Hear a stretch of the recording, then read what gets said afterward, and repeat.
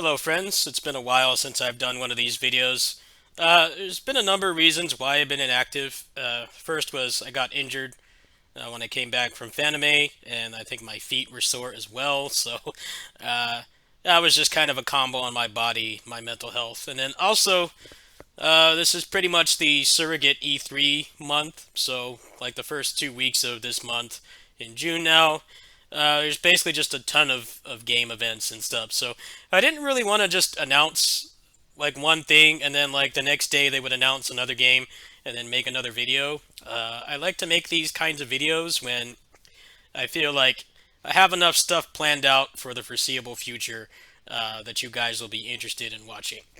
So I'm gonna go in relatively chronological order. Sorry, I can't really talk right now. First thing here is Dawn of the Monsters DLC is finally coming out. Now, they do not have a release date, but in their Discord they said that they're dealing with uh, console certification and stuff, which, if you're not sure what console certification is, it basically means that they have to submit every patch to a company, to the companies, the big three, and they have to test it and make sure, I don't know, it doesn't give you like 10 million V-Bucks on Fortnite or something. But it's a pretty strenuous process to go through. Now, obviously, they could put it out on PC right now, but we don't know when the release date is. They're saying maybe by next month. So I don't know exactly when this will happen, but this is going to be on the horizon very soon.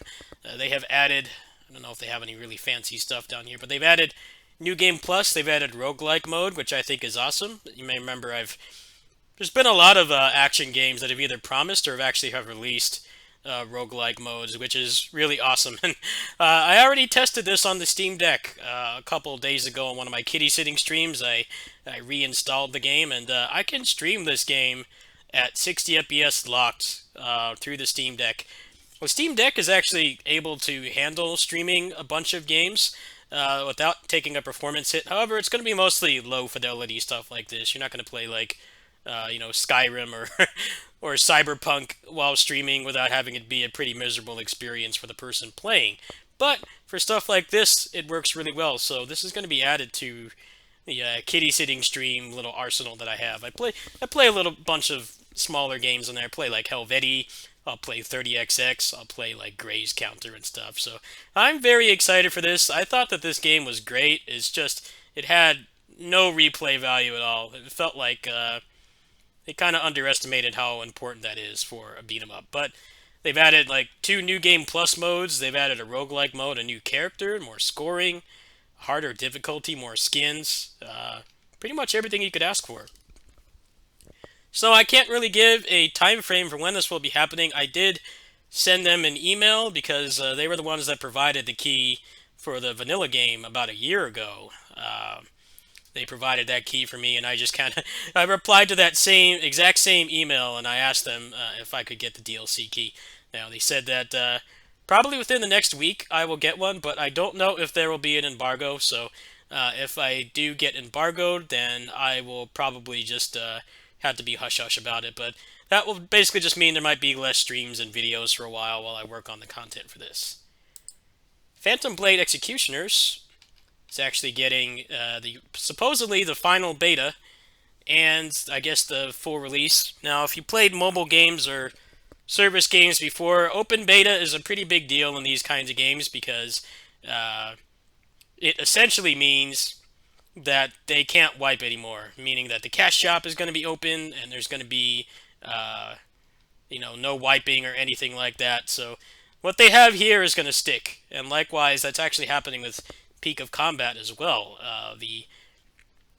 The I guess open beta for that is supposed to be coming on July 6th, so I will be playing that as well. But I'm pretty excited for this. You might know that I actually got the $500 second place prize for a content creator contest on this last year, which was really cool. I used that to buy a bunch of stuff for the channel. So I actually really like this game. I've kind of been looking for something else to play just because I don't know how much I'm going to do with Peak of Combat, to be honest. They've really dumbed down the combat a lot. I think this game is more up my alley. Everything with Peak of Combat has been kind of hush-hush in terms of whether they're going to undumb down the combat or not. I actually like this game for what it was. It definitely wasn't super deep, but for a cross-platform game and a game I could probably stream on the Steam Deck, I was actually quite impressed with it, especially because it was originally a Chinese mobile game that had all the trappings of a Chinese mobile game, meaning that aggressive microtransactions and you do like trillions of damage like Diablo 3 and stuff. It looked like a mess. It seems like they're making the game better in pretty much every way. This game is going to be available on mobile, PC, and I think consoles. So PS4, PS5, Xbone, stuff like that. I don't think it's going to be on the Switch. You might remember on the PlayStation Showcase, they actually announced Phantom Blade Zero, which is in the same universe. That is being made by a different team, and that game looks pretty awesome as well. But this is the one they've been working on for longer because they had a foundation from the original Chinese mobile version. So I will be playing this. They don't have a release date for this either, but this is something I'll be working on as well. Also, this person, I don't know how to pronounce their name, but they've been making a lot of patches for Tales games. One of them that's most interesting to me is Xillia 1 Disable Boss Counter. If you ever remember Xillia 1 high-level gameplay, how boring it was to watch because melee combat in Xillia 1 is completely broken. It does not work because they burst out of combos constantly and you can't really really do much of anything. You pretty much just tap them a couple times and then you counter or block and then you do it again. Whereas Magic is completely broken. If you want to see how broken and poorly designed Xillia 1 is, you can go watch any speedrun for the game. But this makes it so basically there's just hit stun decay like pretty much every other Tales game instead of just arbitrarily getting out of attacks or combos all the time. So I've been working on this on the side. There's also one for Grace's F, which gives you an arts ball. I have not tried this one yet. I only played the Wii version of Grace's F. I did not play any of the F content or the Future Art content at all, so that's something I'd like to look into as well. But I'm kind of working on this. I'm a couple hours in. I need to get to a boss fight and record it and show the overview. This person's also got some stuff for the PS2 as well. It's got the Arts Ball, which I already made a video about. Destiny 2, I haven't really played that much, and Legendia. So this is something I'll probably do on the side, since a lot of the things I want to do not have release dates right now. So I'm kind of my hands are kind of tied, so to speak. But this is something I'll be working on in the near future. Also, they are finally doing review key forms for Double Dragon Gaiden, which is going to be out in about a month and 2 weeks. So they said that maybe they won't do anything about, won't like really give keys out until I guess a week before. I would appreciate that. I'm on a low, mostly fixed income, so around that time of the month I'm flat broke. I'm sure you guys would donate the 15, 20 bucks or whatever if I needed it, but I think I have a pretty good shot of getting a key. I haven't really sent them any credentials, but they should be able to look at my channel and see that I play a lot of these games. It's like my main specialty. So that's going to be happening on July 27th. If they do give me a key, I'm going to assume that it's going to be embargoed, so there might be some periods where I might not stream or record much, depending on how much embargoed content I'm doing.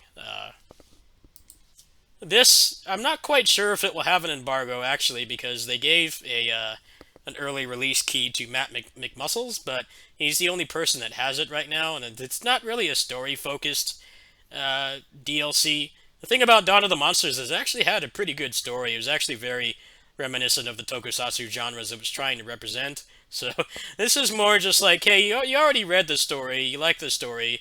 It was a very good homage to tokusatsu in general, but this DLC is just, we know you want to play more of the game, and you don't want to sit through cutscenes over and over. So I don't really think that there will be an embargo for this, but I could be wrong. In the event that there is, then I guess you guys will just have to wait. So give me a second here. I have a couple other things to announce as well. Let's see here. Hold on a minute.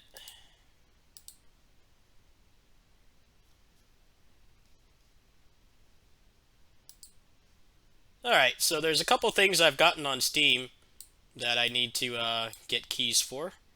Or review keys I've gotten that I need to make videos for. Magenta Horizon. This is a 2D character action game, which I'm honestly pretty terrible at. You know me, I don't like to put up videos where I'm just like mashing buttons or I don't understand. I always take time, however many hours it takes, to actually show decent gameplay, and I'm just not at this point yet. But he did give me a key, so this game runs fine on the Steam Deck. So probably when I'm working at my neighbor's house, we're gonna rotate this in and try to get to the point where I can actually make a video for it, which might take some time. It's a little unorthodox in ways, which isn't a bad thing. It's cool that it doesn't just really conform to action game standards, and it's not samey like so many games are now. But it can definitely be hard to get a grasp of. So once I get a grasp of it, we're gonna do an overview for this. Also, I was given a key for Oblivion Override. I've been following this game for a while. It's kind of like a skeletal animation, like Dead Cells type game, but I think the mechanics are actually quite a bit better, and they actually have an impressive amount of content for early access, meaning they have like what, like 6 or 8 bosses. There's already a new game plus mode and stuff, so it feels a lot more content and feature complete than a lot of early access roguelikes do. You might remember Rogue Legacy 2 when that game came out. It only had like 3 hours of content. It became a good game over time, yes, but when it released, it felt like a ripoff for how much money they were charging. So the dev team for this actually put a lot of work and passion into making sure that this was worth the $15. Now, I've played it for about 4 to 6 hours, but I'm not really far, and I'm not really good at the game yet, so it's kind of in the Magenta Horizon style backlog, where like I really like the game, but I'm not really good enough at it yet, and I haven't played it enough to really make a good overview for it. They're also doing a $10,000 speedrun competition for this, but I don't really like speedrunning roguelikes because it's mostly RNG. A lot of people are saying they've been getting screwed over by level layouts and stuff in this game, so I don't think I'm going to really participate in that, but I will be playing this a lot, and I've already tested this on my kitty sitting streams, and it works pretty well, so I will be playing this probably within the next few days. Other than that, I don't really have any review keys to hide from you guys. You can see the kinds of games I've been playing in here. It's mostly been the usual suspects. So, thanks for watching. I know people were kind of wondering why there hasn't really been a lot of high-effort content lately.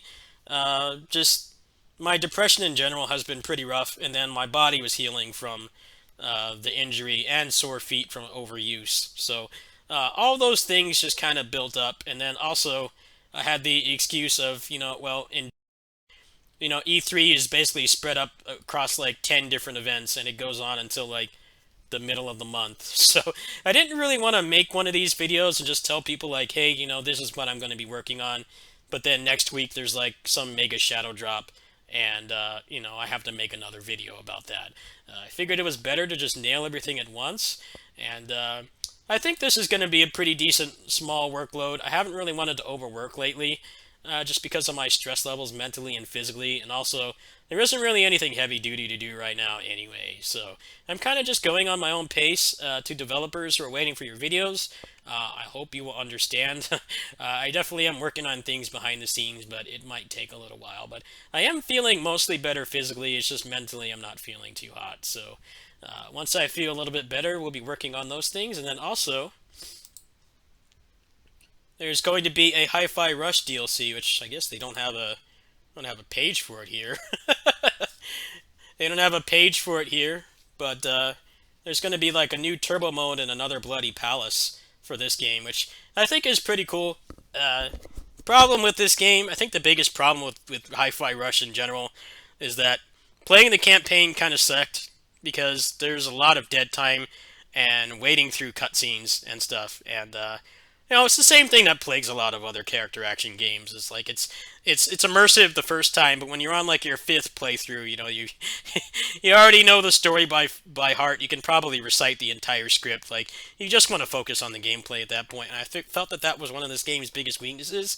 Also, the fact that they did ship with a Bloody Palace, unlike DMC5. We had to wait like 2 weeks for that, and DMC5 was like a game that you could finish in like one or two sittings.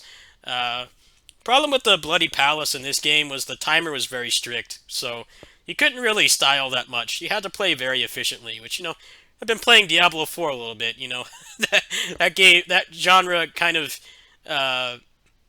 prioritizes efficiency over everything else. But when you're playing a character action game, you want challenge, yes, but you don't want to feel like you're stuck on a timer like an arcade game. I grew up in the arcades, and you play beat 'em ups and stuff, and they're always trying to move you to the right of the screen so that you can keep playing, and you don't eat up time for other people so that the arcade owners make more money. I actually really did not like the Bloody Palace in this game, but now that they're adding the new DLC, I definitely will come back to this game. I think I got like how much of the achievements? This game had a lot of really grindy achievements, but I got most of the ones that required skill. Yeah, I got about half of them. So I think that's next month as well. I don't know exactly when the date is. I'm sorry that a lot of this stuff does not have like more than tentative release dates. But next month there's going to be a lot of stuff going on. The next 2 weeks I'm probably just going to be doing random stuff. There is some things I do have control over, like the Zelia 1 boss counter removal video, and then some other things as well. I was working on a Diablo 4 build video, but honestly, they've nerfed so many things in that game, I just did not feel like it was worth the time, and honestly, I don't really think the video would perform very well, and considering I've already put a couple dozen hours into the game, it felt like a lot of effort for potential very small reward. So I'll probably still play that game on the side. They did do like a developer chat earlier this morning talking about a lot of things that they're going to be changing, and it just kind of makes you question, just like every other service game, like, why does this game not have this stuff at the start? Like, Diablo 4 does not even have a party finder. And Diablo Immortal, the microtransaction-heavy pay-to-win mobile game, has one at the start, and it's so easy to get into a party. Whereas in Diablo 4 right now, you have to go into it's like a reverse Discord fighter, because like Discord fighters, normally there's like 3 people in there that want to play, and you have to beg them to turn on the game and play. In Diablo 4, it's like there's tens of thousands of people playing, but you have to add them to your friends list and hope that they respond. It's just a mess. I've had fun playing it on the side, but maybe if I give it like another week or so, maybe I'll just make the build video for fun, since after I do the initial grinding, it'll probably just take like 1 or 2 like takes of an unedited video like this and probably get it done. But yeah, that's what I've got going on for now. I hope this pleases people. I know I haven't really been communicative about like what I've been working on or why things have been I've kind of just been doing random streams and stuff. I haven't really been putting a lot of effort into things. I also forgot to mention that my controller broke like last week, so that's really limited the kinds of games that I can play. I've been on my side chick controller, so to speak, which is my Switch Pro controller, but we all know how bad the D-pad is on that, and how many 2D games I play. I play a lot of platformers and shmups and beat 'em ups and stuff, so it hasn't really been ideal for playing those kinds of things. I should have it tomorrow if things work out right, so if it does, then things should be back to normal. But I've had a lot of setbacks, mentally, physically, and then like technically as well. Like I had the tech issue. My 8BitDo Pro 2 just kind of stopped keeping connection. It stopped working entirely. I might still be able to use it for Bluetooth stuff like the Switch and the Steam Deck, but other than that, it's basically just a paperweight now. So thanks for bearing with me. I think that's a nice little schedule of content as well. I want to remind people that I will be doing the Pinnacle of Combat beta as well. That's going to be on July 6th. I'm not really sure if I'm going to stick with that game, to be honest, because I feel the combat is very dumbed down and just doesn't really have a lot of the depth that I look for when I play a Cerberus game in particular. Like, the Cerberus games I've put the most time into in the past 10 years would probably be Punishing Gray Raven and PSO2. And both of those games have amazing combat, and I feel like Peak of Combat, at least in the last playable state it was in, did not compare at all. So we'll see what happens with that. We'll check out the beta. I do get a little bit of a cash rebate because I think I spent like $50 or something on the last beta, and I guess they said when it goes into open beta or official release, I'm going to get double of that. So we can probably do some reviews of the new characters and stuff, but other than that, I'm not really going to commit to playing that game that much. So hope this pleases you guys. I got a couple other things here as well, like Binary. This game got an update recently, and I need to kind of do an overview for this. I did not get a key for it, so there's no pressure, but I do need to get to this at some point, so that's probably going to be added to the backlog as well. Thanks for watching, and thanks for understanding. Peace.